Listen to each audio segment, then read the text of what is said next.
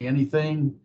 This is our 70th consecutive monthly teleconference or question and answer session with the media. You know, that's your chance to ask the treasurer anything that's on your mind and his chance to tell you what's on his. Today is a little different. We will have the treasurer remote with us. He's up in Jackson County where the local government commission will be meeting this afternoon, and he'll be joining us remotely. And with that, we're ready to roll. So Treasurer Folwell, we'll welcome your opening remarks. Thank you, Dan. Thank you, everybody, for joining us today. I'm at Rick's Cycle Shop and Leather place over here near Silva, North Carolina. So I'm joining you from a motorcycle shop. So this feels very familiar to me. As Dan said, we appreciate you joining us. There's a lot to go over today. We continue to see tremendous economic volatility in not just our stock market, but also our bond market. We still are reporting the good news that the state debt is going to be falling by 60% over an 8-year period of time. We just got through open enrollment through the state health plan, and we were glad once again to be able to offer our Humana product for our over 65 retirees, zero cost to them and zero cost to taxpayers. So at that, let's go ahead and get into the questions. Thank you, Treasurer Falwell. We will open up for questions. As those of you who've been on the call before know, this is pretty much just freewheeling. So if you have a question, all we ask is you state your name and your organization.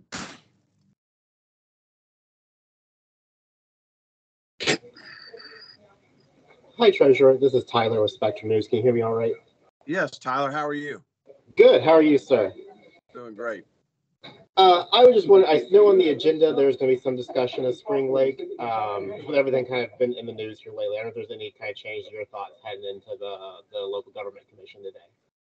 The only news that I know of is that we sent an email to the mayor as I promised that I would, offering to meet with her next week to talk about steps going forward.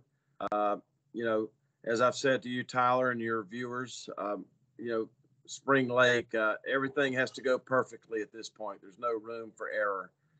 And we need the top talent at Spring Lake who can manage a fire department, water and sewer department, HR department, balance a budget, and procure, and a police department. And so we have no new news, to my knowledge, regarding the agenda today regarding Spring Lake.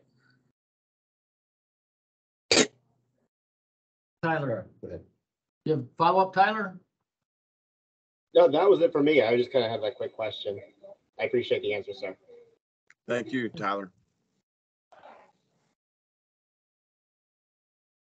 Ready for the next question?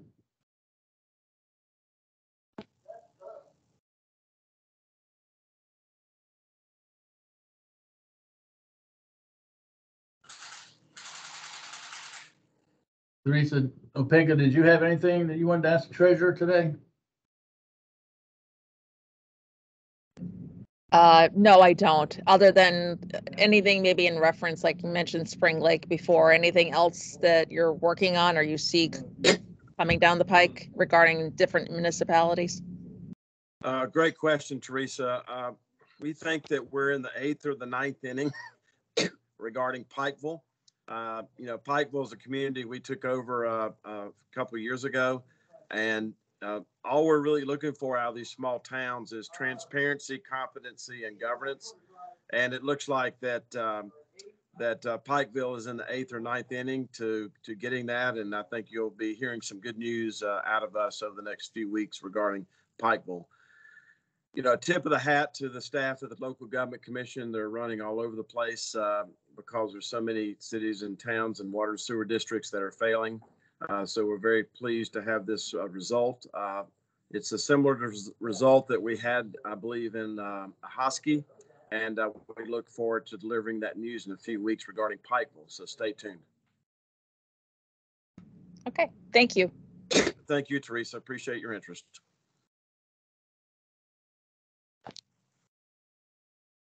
Michael Pratt, do you have anything you wanted to ask the treasurer this morning? Yeah, I did. How you doing today, Mr. Folwell?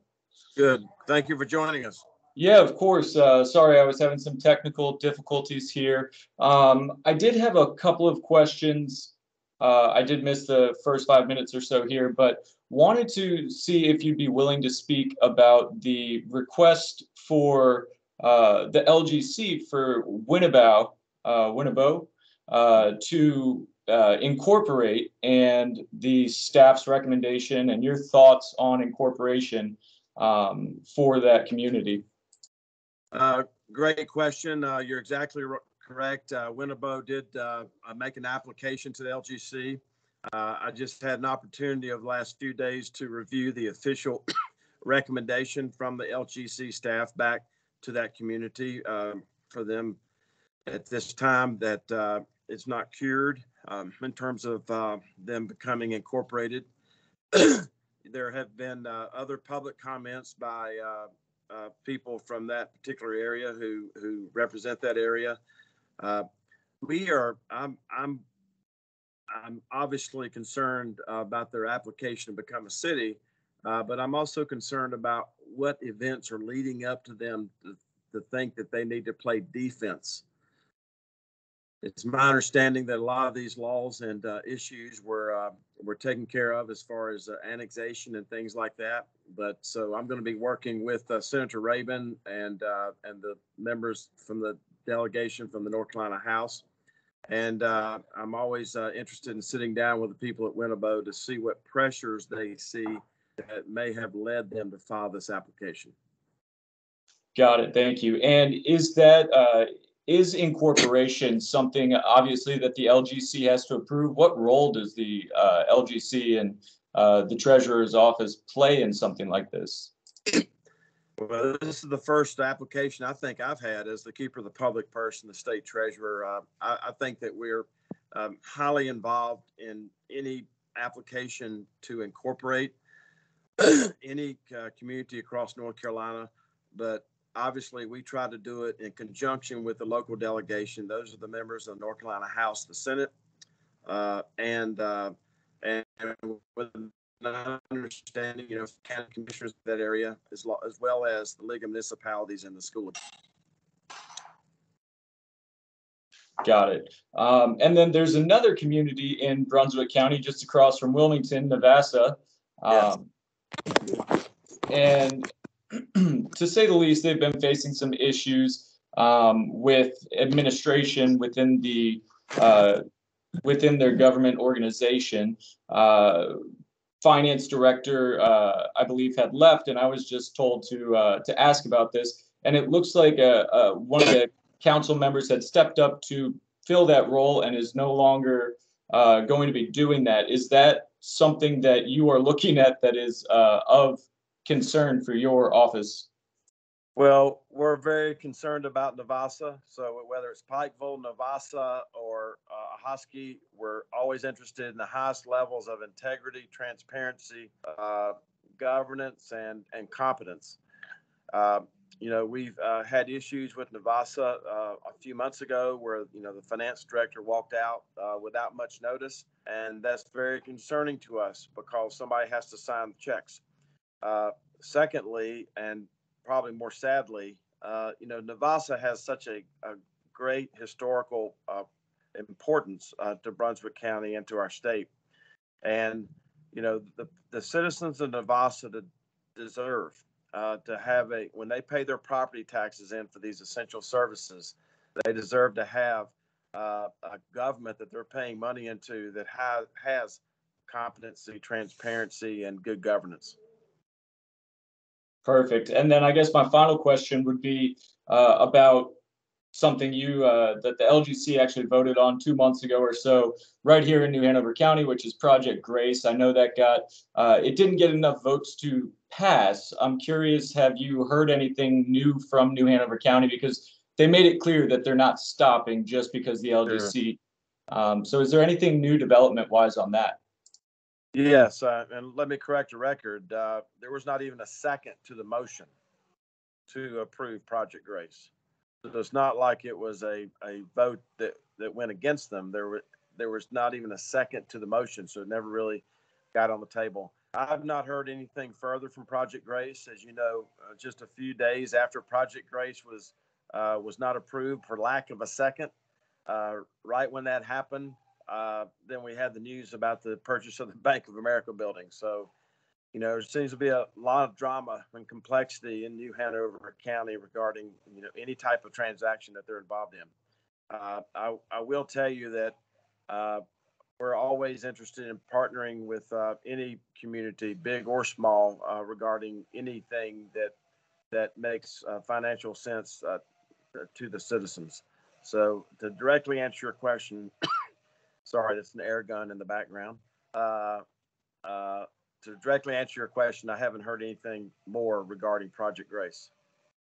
Perfect. That's everything I have on the local level. Thank you. Well, that's a lot. Yeah, it is a lot. Thank you. Let's keep it at 3 issues right now, at least till Christmas. Michael, I can get you the statutory language for what the LGC's role is in the incorporation. It's actually a fairly new statute. We're a new addition to the process, and we have to provide an opinion that goes to the committee that makes a recommendation for comment to the General Assembly. So we're embedded deep and early in the process as a way to ensure viability for future municipalities. I'll do all that to you. Great. Thank you. All right. Okay, for more questions. Anyone have any other questions? Dan, I need to correct your record. That's actually a Dremel. That's not an air gun.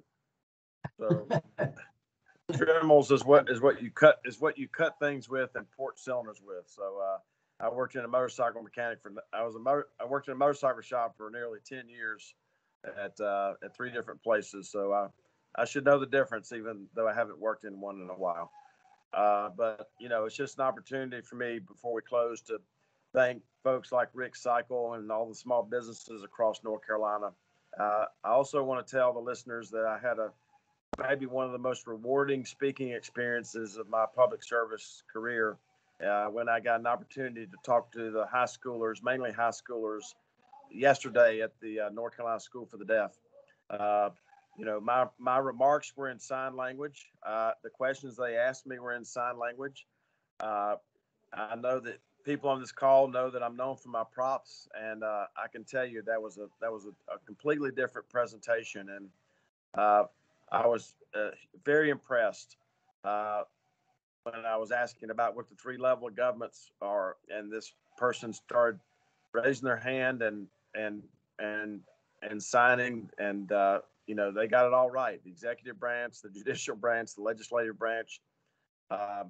And I asked, you know, who's at the top of the executive branch in North Carolina, and one student said President Biden. Then another student corrected that person in sign language, and they said, no, that's at the federal executive branch. The question was, who is the executive of the state executive branch? Governor Cooper.